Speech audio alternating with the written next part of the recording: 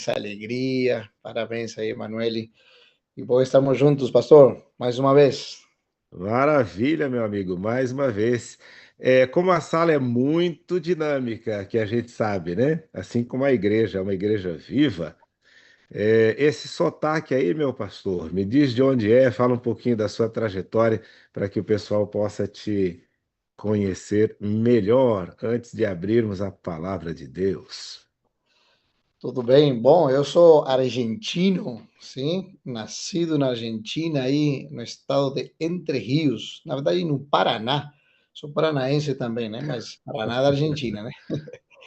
Aí fui criado lá, estudei lá também teologia e vim como missionário para o Maranhão. Então eu sou também meio maranhense, de nosso povo bonito aí do Maranhão. Trabalhei 6 anos aí no Maranhão como pastor em alguns distritos, fui líder de jovens também no Maranhão, trabalhei em Rondônia e Acre também como líder de jovens. Fui para a União Nordeste do Brasil, morando em Recife, e aí desde o Piauí até o sul da Bahia, liderei também a juventude no Nordeste, aí voltei para a Argentina, trabalhei também como líder de jovens e evangelista aí da União Argentina, e desde 2015 moro aqui em Brasília, estou aqui em minha casa hoje, aqui em Brasília está a sede da Igreja para a América do Sul, e então lidero aí os ministérios da música, de jovens e também o movimento dos universitários adventistas desde 2015. Estamos aí para servir a Jesus nessa área tão bonita que é nossa juventude. Que maravilha! Você passou por tantos lugares que o pessoal já foi se manifestando aqui, ó. Ô, Glória, é Tô vendo paranaense, outro aí. é argentino. É Aí uma eu sou maravilha. casado com uma brasileira, pastor. Sim, eu conheci lá na UAP, nossa universidade na Argentina. Então aí a raça melhorou, né? Aí casei com um brasileiro, eu espero, né? Aí Que casei com um maravilha! brasileiro de Você São sabe Paulo. que o meu filho encontrou você rapidinho ali na UAP. Meu filho faz teologia lá na UAP. E como você passou pelo Maranhão, o meu sogro é pastor do Maranhão também. Eu também posso dar, ô glória, que bênção, né? Brasil grande. Que maravilha, pastor. Alegria imensa recebê-lo aqui. Esses dias nós estivemos ali em Foz do Iguaçu, né? Participando ali daquele grande movimento, planejamento da divisão sul-americana, com as ênfases, né? Identidade, liderança, novas gerações e discipulado. E foi uma alegria. Recebemos ali uma grande motivação e inspiração. Meu amigo, nós vamos então agora para o estudo da palavra de Deus. Eu vou convidar um amigo aqui para orar por você. E depois nós vamos ter aquele vídeo costumeiro, né? Do Vale dos Ossos Secos, e depois do vídeo, então você já entra com a palavra.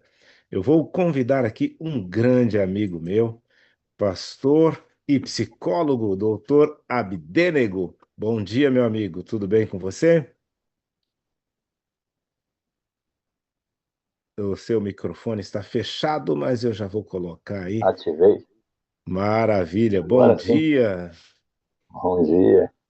Abdênego está aqui pertinho de mim. Ele é pastor, trabalhou e depois migrou, está na psicologia. É uma alegria tê-lo conosco aqui, meu amigo, e eu convidei para que faça a oração pelo pastor Capitelli, para que o Espírito Santo de Deus possa usá-lo poderosamente. Seu microfone fechou novamente, mas eu vou pedir para que você abra para orar então pelo pastor Capitelli. Consegue abrir aí, amigo? Acho que travou aí. Vamos ver aqui. Estou mandando aí, por favor, ore por nós, por Maravilha. gentileza. Um bom dia a todos. Eu convido todos a orarmos. Pastor Capitelli é privilegiado, já passou pelo Nordeste, viu, Esmeralda? É verdade. Vamos Na orar. forja. Exatamente. Querido Eterno Pai, nós louvamos o Teu nome, te agradecemos pelo privilégio que temos de buscarmos a unção do Teu Espírito E rogamos nesse instante a unção do Teu Espírito sobre o Teu servo, o pastor Cantelli, que ele seja usado como instrumento para compartilhar a Tua palavra, e que os nossos corações e as nossas mentes estejam acessíveis à Tua influência, ao Teu poder transformador. Usa-nos como ferramentas para o Teu reino e abençoa cada um dos Seus filhos, as súplicas, os pedidos. Nós agradecemos e nos colocamos em Tuas mãos, pedindo-Te, em nome de Cristo Jesus, em quem nós agradecemos e oramos. Amém. Amém, amém. Obrigado, doutor Abdênego. Nós vamos agora para o vídeo e depois, pastor Capitelli pode abrir a palavra de Deus conosco.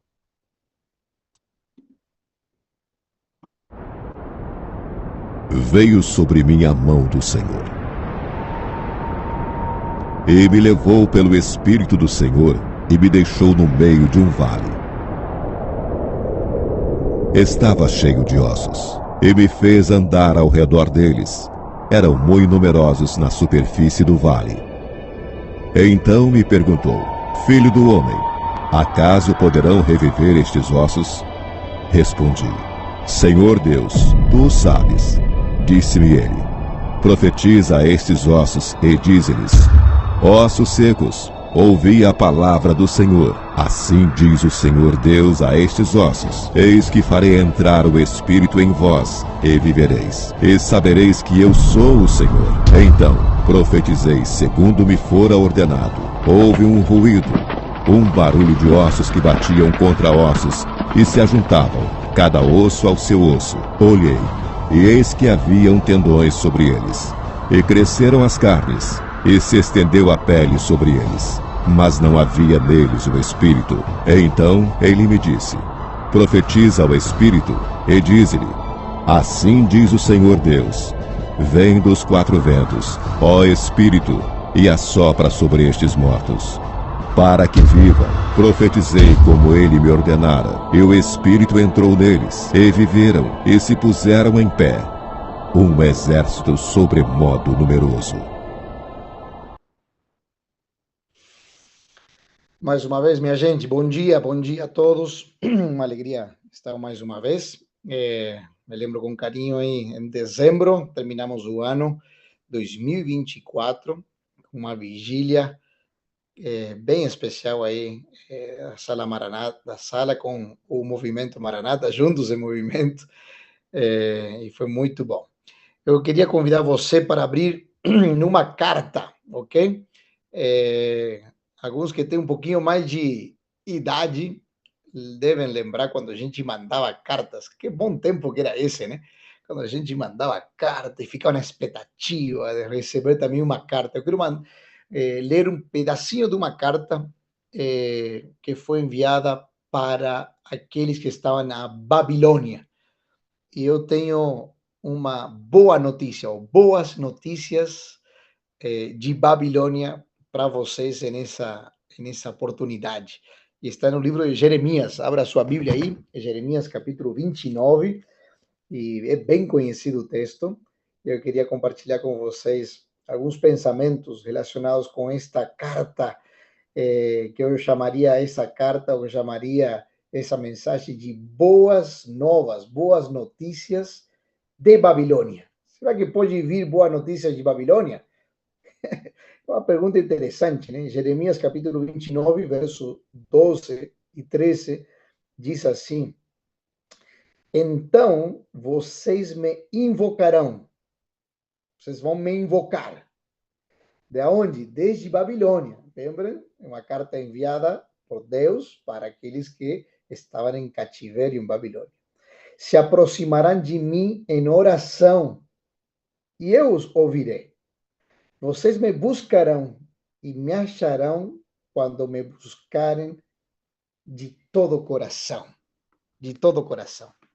Sabem que é algo assim muito, muito interessante o fato de a gente saber que, ou muito peculiar e poderoso, é que os dois livros proféticos mais importantes para a humanidade, escritos para a nossa coleção de livros da Bíblia, foram escritos em cativeiro.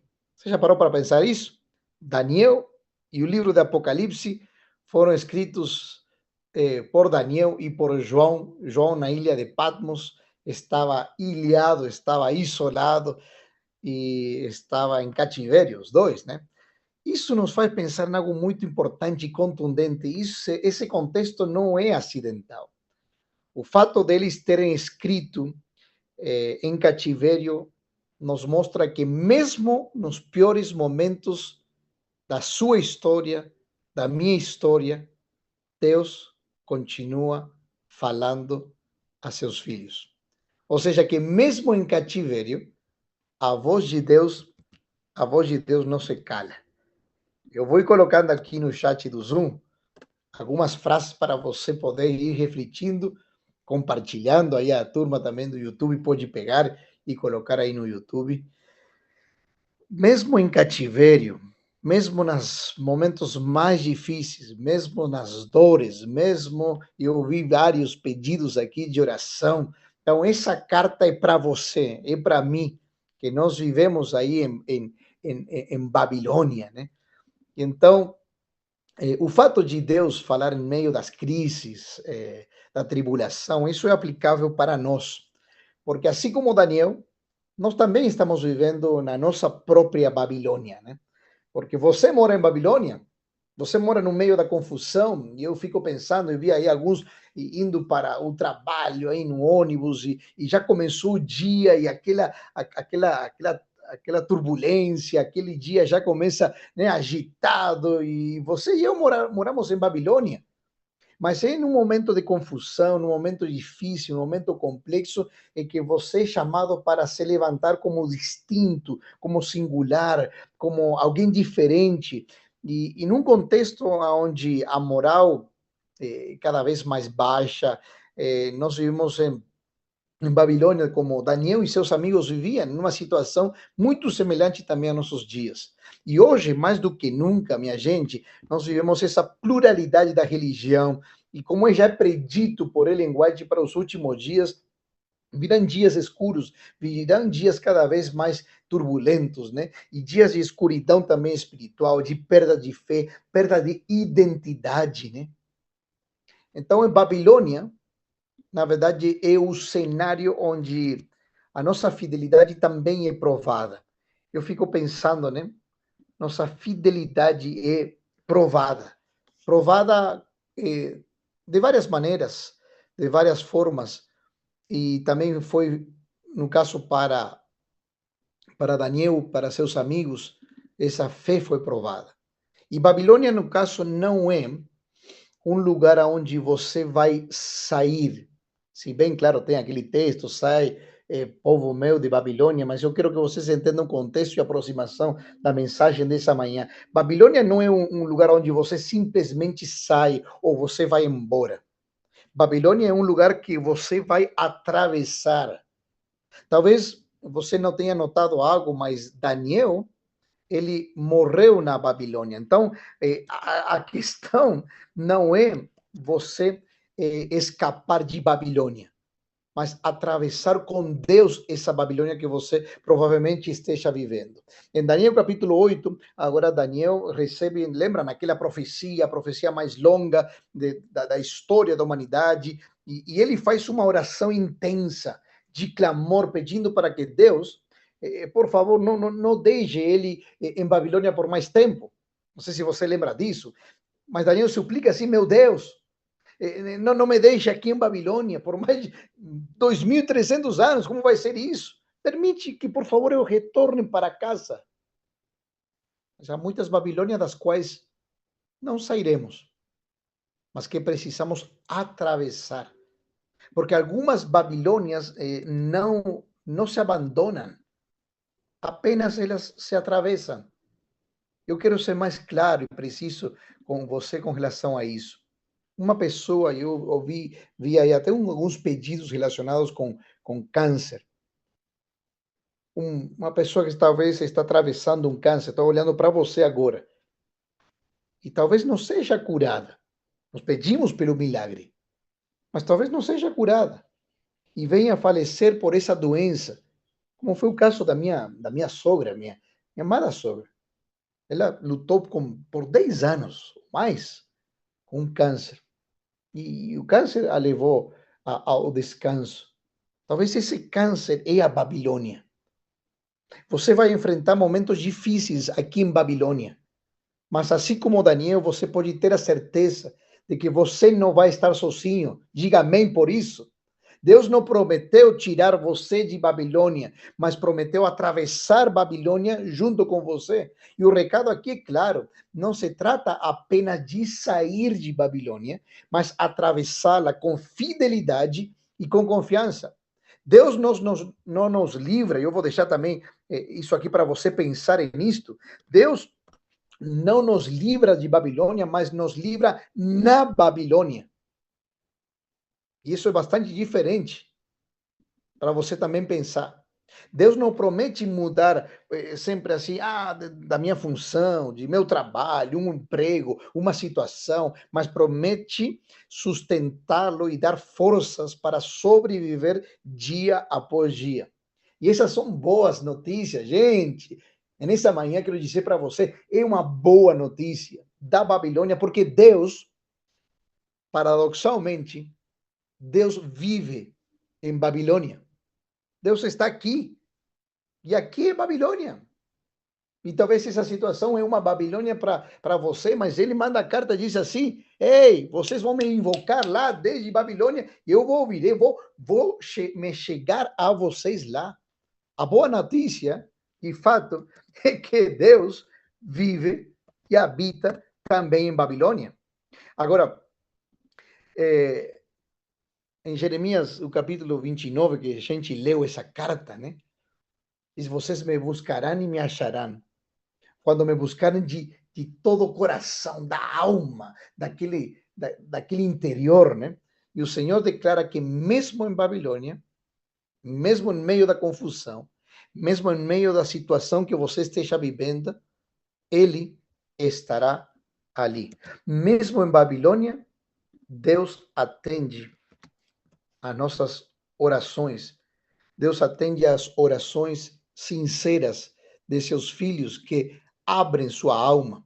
E existe uma razão, eu gosto de pensar isso aqui, não sei se você parou para pensar no que eu vou dizer agora, mas existe uma razão pela qual você nasceu onde você nasceu.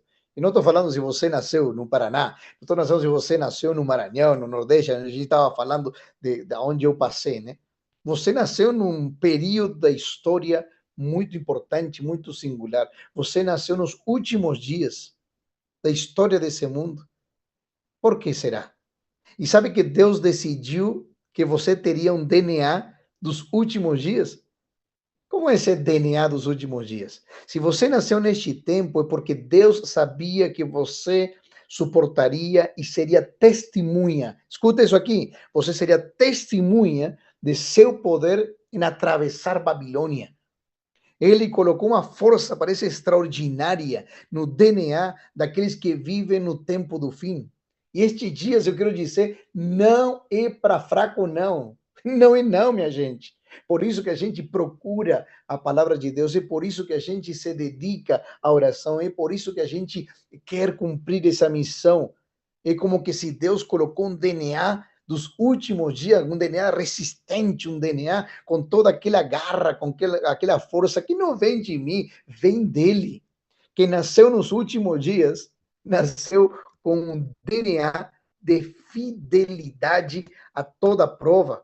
E parece meio paradoxal, de alguma forma, pensar que este mundo está se acabando, este mundo está indo para baixo, parece que realmente está tão complexo, poucas pessoas parece que procuram ao Senhor, mas não é assim, não. Não esqueça, sim, Elias, se queixando, não tem mais 7.000 que não dobraram seus joelhos a Baal, você faz parte desse grupo, desse DNA dos últimos dias que colocou Deus, Ele injetou isso na nossa alma, no nosso coração.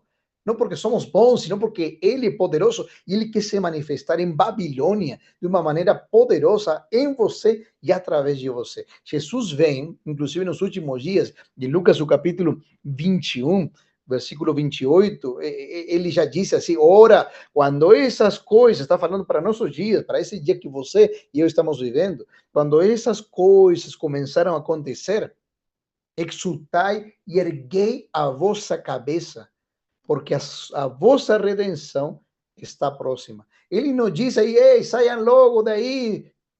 Não, diz assim, olhem para cima, dignidade. Muitos são chamados a permanecer em Babilônia. A promessa é, eu vou estar com vocês, vocês vão conseguir atravessar, porque no tempo do fim, a ordem de Jesus não necessariamente é fugir.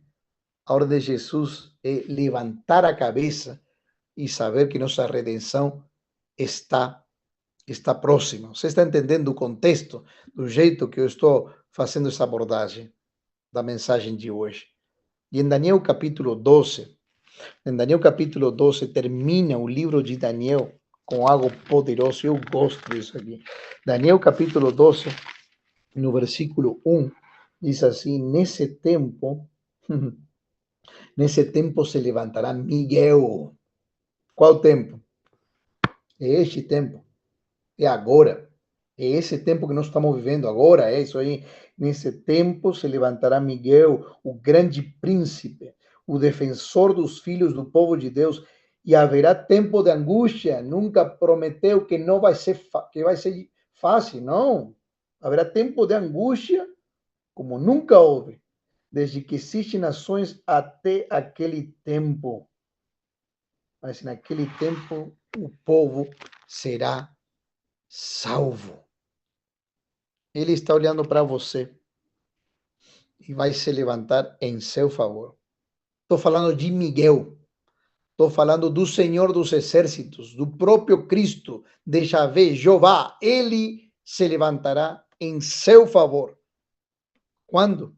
No tempo de angústia, como nunca houve antes. Se você nasceu neste tempo, é porque você de fato é especial. Deus escolheu você para viver nos piores tempos da história da humanidade. O que significa que você é melhor que os outros? Não, não é isso.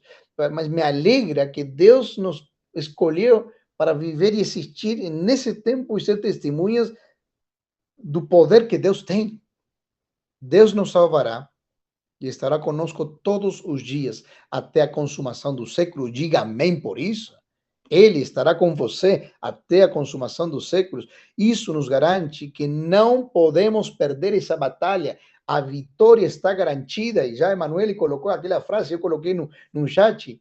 A cruz não significa derrota, a cruz significa vitória.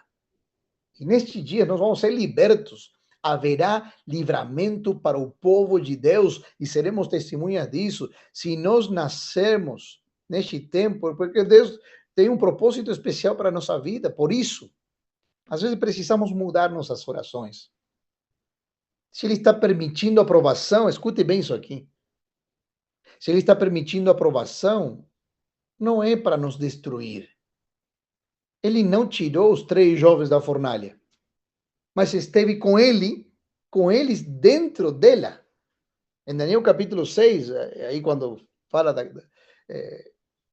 de Daniel na cova dos leões e tudo, até o rei testemunhou e disse assim, o teu Deus, conhecendo você, Daniel, aqui em Babilônia, ele vai libertar você, esse Deus que você serve, ele te livrará. Olha a convicção do rei a partir do testemunho de Daniel. Muitos dos problemas que você enfrenta não vão ser removidos do jeito que talvez você imagine, mas em todos Deus estará com você. Porque a maior vitória, vou colocar isso aqui importante, a maior vitória não é escapar da fornalha, mas encontrar Jesus lá dentro dela. Uau! Imagina! Isso aqui é forte. Assim, não, quero escapar da fornalha, está 7 vezes mais quente que em outros momentos. Mas, às vezes não vai ser escapar da fornalha, mas ele vai estar lá, no meio dela. A questão é, você confia em Deus de verdade? perguntar uma coisa séria aqui para você. Você confia em Deus de verdade? Eu preciso, às vezes, sorrir em meio das lágrimas. Isso é tão difícil. Isso aparentemente impossível. Sorrir em meio das lágrimas. Quando olho para a história de Daniel e seus amigos, eu percebo que eles nunca desistiram ou nunca fugiram do teste de fidelidade. Não. Eles não como que buscaram brecha para se escapar do teste de fidelidade. Não. E sabem que Ellen White descreve, especialmente para os últimos dias, que Deus não levará ao céu ninguém em quem ele não possa confiar. Fico pensando, será que Deus pode confiar em mim? Será que eu confio nele ao ponto de não me querer escapar do teste de fidelidade? Eu disse para você que fidelidade é a senha da eternidade. Uma senha que vai marcar dos salvos para toda a eternidade é o teste de fidelidade nos últimos dias. E apareceram várias provas de fidelidade na história aqui, daqueles que moravam em Babilônia, de Daniel, que é nosso caso, né? Provas de fidelidade, provas de identidade. Quem sou eu? Quem é meu Deus? Em quem eu fato confio? Em Jeremias, o capítulo 25, quando é enviada aquela carta, sim, o profeta Jeremias manda aquela carta, né? Daniel ainda era uma criança. Quando ouviu a profecia, sim, de Jeremias, o velho profeta, anunciar que o povo passaria 70 anos em Babilônia. Ou seja, no ano 605, antes de Cristo, Daniel, agora é levado como um jovem, 17 anos, levado como cativo. Ele permaneceu fiel a Deus, cujo nome de Daniel era Deus é meu juiz. E ele e seus amigos fizeram parte aí de um pequeno remanescente, né? Me faz pensar que o remanescente realmente é pequeno nos últimos dias também. Vemos sendo uma família, somos uma família grande, mas é pequeno diante do contexto mundial, né? Esse remanescente fiel que foi para a Babilônia, colocados ali pelo Senhor para cumprir seus propósitos. Esses jovens foram destacados, esses jovens foram brilhantes, inteligentes, de boa aparência, eram perseverantes. E Deus sempre preserva um remanescente fiel ao longo de toda a história. E você faz parte desse momento final da história. E no capítulo 1 a gente vê aí Daniel e seus amigos em tempos de turbulência, né? Ele White chama este período da história do mundo, né? Do início do tempo de angústia, nossos tempos, né? A violência entre seres humanos aumentava, a vida era hostil lá em Babilônia e aqui a violência. E é interessante porque eles vão agora vão para a faculdade, né? Vão para a universidade, a maior universidade lá daquele tempo, né? Vão ser treinados pelos oficiais aí do palácio. Era uma honra, na verdade, para os filhos dos caldeus, para os babilônicos, que algum de seus filhos seja selecionado para fazer parte dessa universidade, né? Era uma honra, né? Mas também para o Daniel e seus amigos era uma grande prova, porque o objetivo do rei era transformá-los em babilônicos, né? Como hoje, o objetivo do inimigo é transformar você, eu, nossas famílias, nossa juventude, nossas crianças em babilônicos, numa forma de pensar diferente. Isso incluía, inclusive, novos nomes, né? Em honra a deuses falsos, novos costumes, novas ideias, Até uma nova língua eles aprenderiam, né? E durante 3 anos, agora, na universidade, eles tentaram fazer uma lavagem cerebral para que perdessem sua identidade. Porque Babilônia tenta mudar teu nome, a tua língua, a tua fé. Mas eu quero dizer uma coisa: Babilônia não pode mudar a tua identidade em Deus. Não pode ser mais forte. Não pode ser mais forte que isso. Agora, Daniel não se conformou, né? Daniel me faz pensar como aqui, texto de Romanos, o capítulo 12, né? Que diz assim que não conformeis com este mundo, transformaos pela renovação da vossa mente, da nossa alma, né? Transformaos, mas não nos conformemos. Interessante que os conformados vivem de acordo com as pressões externas, né? Os que se conformam com este mundo, o que Babilônia oferece, se conformam com isto. Os transformados não, é diferente. Eles não se deixam levar pelas pressões que vêm externas. Os transformados, a sua vida atua a partir de um poder que vem de dentro para fora. E esse é o poder que Deus coloca no DNA daqueles dos tempos do fim. Daniel e seus amigos eram transformados e transformadores da situação onde eles se encontravam e a seu redor. Em vez de sofrer mudanças, eles provocavam as mudanças, né? Ou você se conforma com o mundo, ou você se transforma, ou você transforma o mundo que está a seu redor. É a sua decisão. E em Daniel capítulo 1, vocês lembram, né? Que eles passam por aquele teste, né? Falando de teste de fidelidade, das provas, que você também passa diariamente. E diz que Daniel e seus amigos se resolveram convictamente não se contaminar com as finas iguarias do rei, com que eles bebiam, e pediu para que realmente mudasse a sua dieta. E eu não quero entrar aqui em detalhes sobre dietas ou o que você come, não tem a ver com isso necessariamente. Tem a ver com isto aqui. Tem a ver com a pressão externa. Fé não é crer apesar das evidências, porque isso aí é superstição. Fé é obedecer apesar das consequências. Quando tiveram de escolher entre a palavra de Deus e a comida do rei, ficaram com a palavra de Deus. Como disse Jesus, já na oração, pensando em você e em mim, eu não peço que os tires do mundo. Nós vamos morar em Babilônia. Nós vamos estar aqui em Babilônia por muito tempo. Ou por pouco, né? Isso eu espero.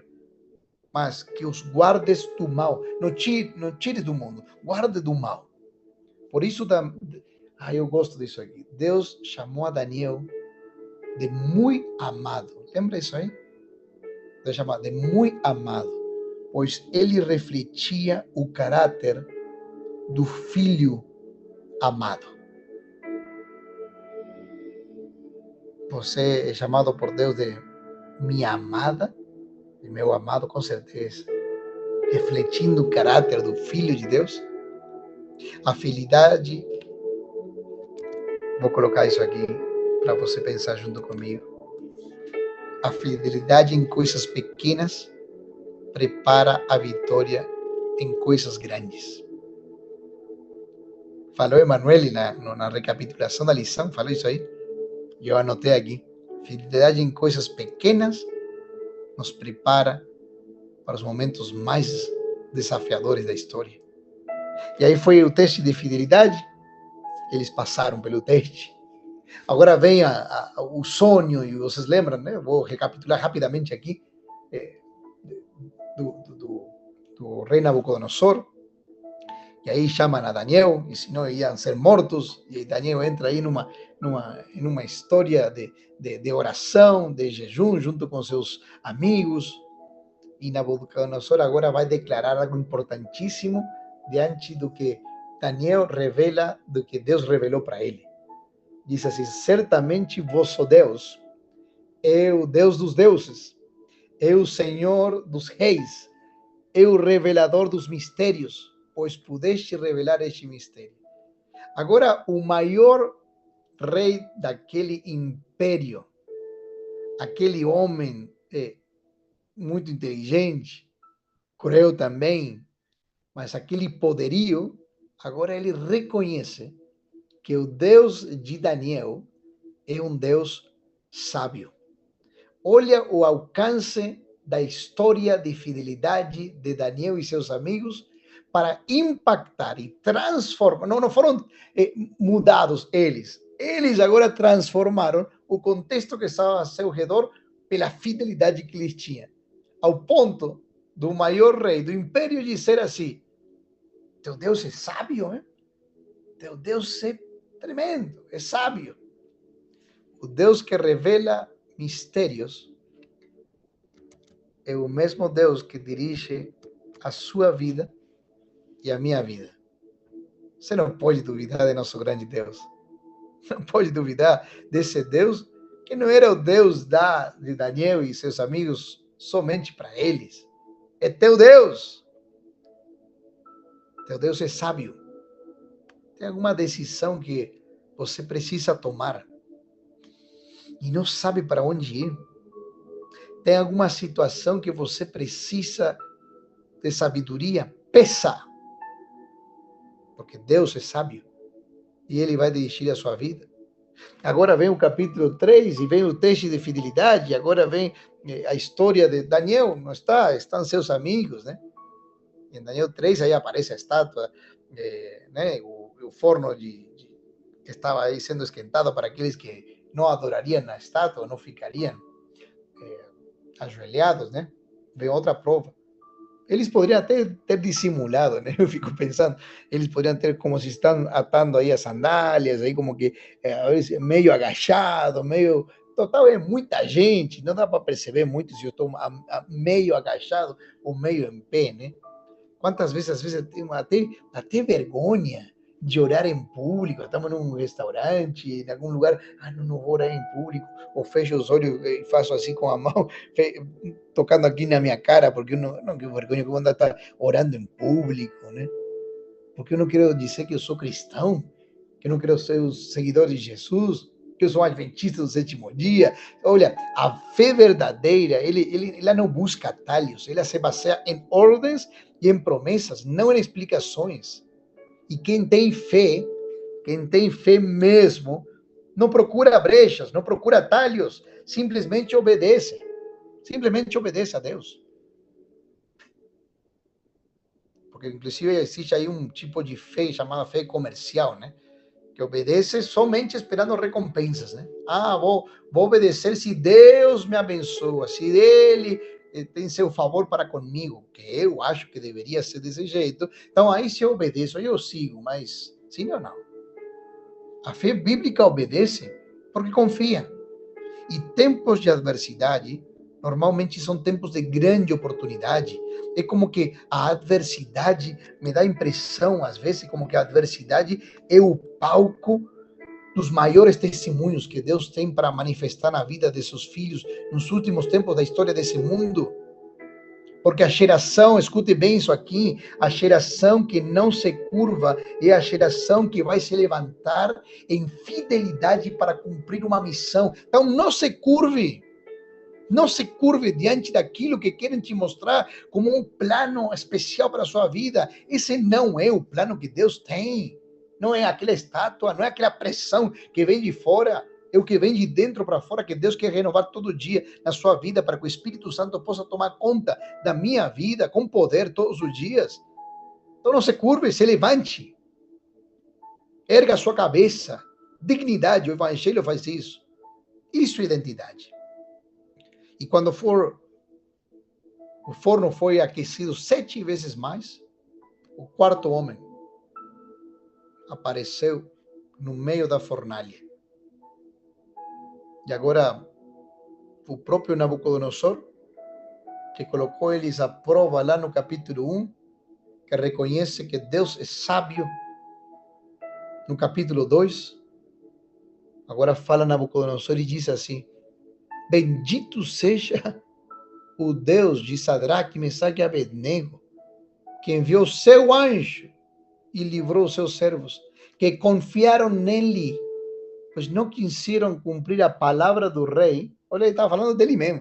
preferiram não cumprir a palavra do rei e preferiram entregar seus corpos a fim de não servir nem adorar outros deuses, senão a seu Deus. Nabucodonosor reconheceu que o Deus de Daniel, de seus amigos, não somente é sábio, mas também ele é poderoso. Quando o fogo aumenta, a presença de Deus se manifesta. Quando o fogo aumenta, quando a tribulação é pesada, é grande, a presença de Deus também se manifesta. E depois vocês lembram, capítulo 4, vem a humilhação do rei Nabucodonosor, né?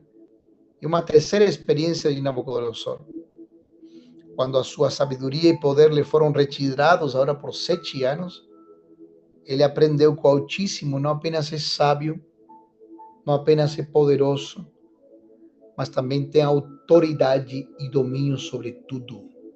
Esse é meu Deus. Esse é o teu Deus. Em Daniel capítulo 4, versículo 32, diz assim: serás expulso dentre os homens. E aí vocês lembram o que foi falado para ele, para que conheças que o Altíssimo tem domínio sobre o reino. E Nabucodonosor reconhece: o Altíssimo domina. Ou seja, que Nabucodonosor diz assim: teu Deus Altíssimo agora é meu Deus. E Nabucodonosor toma ao Deus de Daniel e seus amigos como seu Deus. Já parou para pensar o que a fidelidade destes jovens foi capaz de fazer? De não se conformar com as pressões, com o que o mundo oferecia, sino transformar o mundo que estava a seu redor ao ponto de testemunhar de maneira tão poderosa que um grande rei Nabucodonosor admite: Deus é sábio, Deus é poderoso. Esse é meu Deus agora, este é meu Deus. Porque Deus não perde o controle dos reinos da terra. Queridos, Babilônia foi real para Daniel e seus amigos, como é real para você também hoje, para a gente. Ela representa as provas, as pressões, as confusões espirituais nos últimos dias, mas a mensagem é clara. Ei, escuta aqui. Deus não nos abandona em Babilônia. Ele não nos abandona. Ele caminha conosco, nos fortalece, nos sustenta até o fim. E a Bíblia diz, né, Apocalipse 18, 4, sai dele, povo meu, né, para que não sejas partícipe antes de seus pecados, para que não incorras nas suas pragas. O chamado final de Deus é para permanecer fiel em meio da Babilônia. Sair de quê? Sair do contexto da confusão, não se deixar invadir por aquelas filosofias. E no tempo certo, nós seremos libertos por seu poder. Daniel terminou a sua vida em Babilônia, um velhinho já. Nunca voltou para sua terra. Ele ficou em Babilônia, mas não terminou derrotado. Terminou vitorioso, fiel, chamado pelo próprio céu de muito amado. Assim será com todos aqueles que perseverarmos até o fim. Talvez hoje você esteja enfrentando a sua própria Babilônia. Sim, falo para você. Uma enfermidade, uma crise, uma dor que não passa, uma confusão espiritual. A promessa de Deus é a mesma. Ele não te deixará sozinho em Babilônia. Por isso, erga sua cabeça, porque nossa redenção está próxima. Jesus está voltando para buscar um povo fiel, que não se curvou, que atravessou a Babilônia, mas que manteve a sua identidade em Cristo. A fidelidade em Babilônia é a certeza de vitória na Nova Jerusalém. Amém? A fidelidade em Babilônia é a certeza de vitória na Nova Jerusalém. Oramos por isso. e abrimos mais uma vez nosso coração e nossa alma a nosso poderoso, sábio, altíssimo Deus, que enviará Miguel em seu favor. E ele te convida a atravessar essa Babilônia hoje, em nome de Jesus. Pai querido, que bom, Senhor, estamos ouvindo a sua palavra, que nos traz reflexão, nos traz desafio, mas nos traz confiança, que no meio da prova, no meio do teste, no meio da dificuldade, no meio dessa Babilônia que nós estamos vivendo nos dias de hoje, o Senhor enviará Miguel a nosso favor e haverá livramento para seu povo. Senhor, reclamamos essas promessas. O Senhor mandou essa carta dizendo: se eles me buscarem de todo o coração, eu estarei com eles lá em Babilônia.